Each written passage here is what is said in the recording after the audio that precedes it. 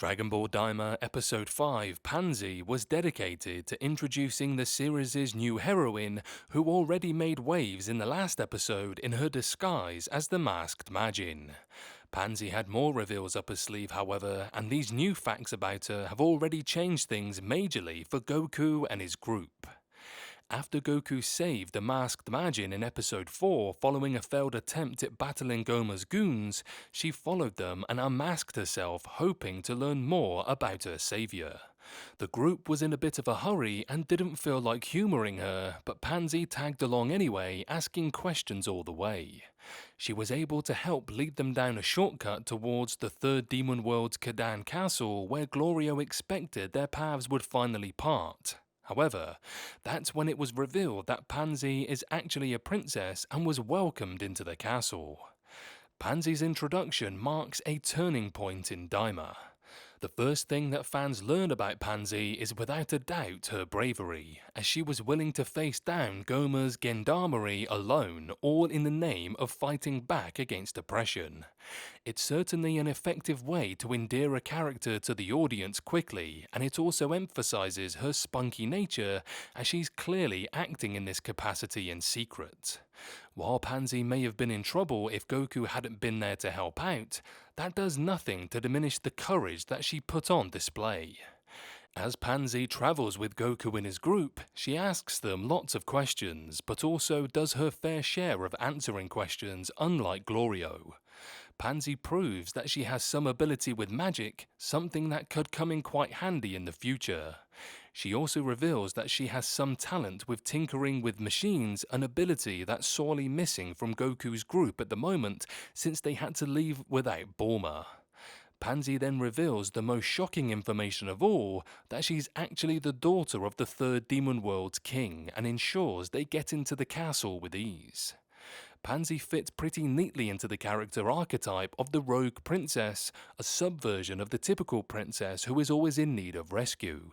She not only seems to actively seek out excitement and adventure, but is also shown to actually care for the plight of her people, going undercover as the Masked Majin in order to fight back against the injustices they face. Of course, she does all this without her father's knowledge and permission. She does seem to have some slightly bratty tendencies, and seems accustomed to getting her way, as evidenced by the amount of luggage she has brought with her. Pansy could prove to be quite handy to have around, and in more ways than one.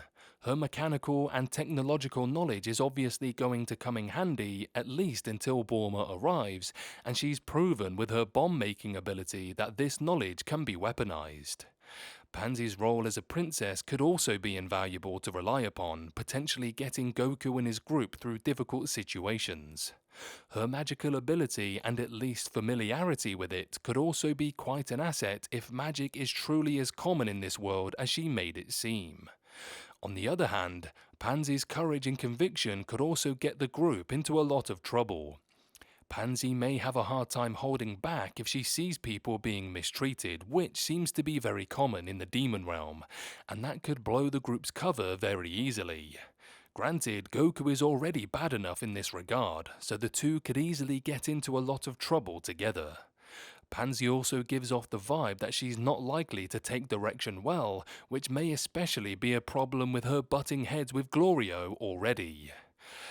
While Pansy was the main focus of the episode, there are plenty of other noteworthy features that should be mentioned.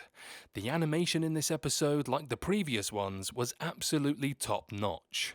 Goku's fight sequence with the third Demon World's Kingsmen was excellent and featured some fantastic fight choreography that really takes advantage of Goku's current size and situation.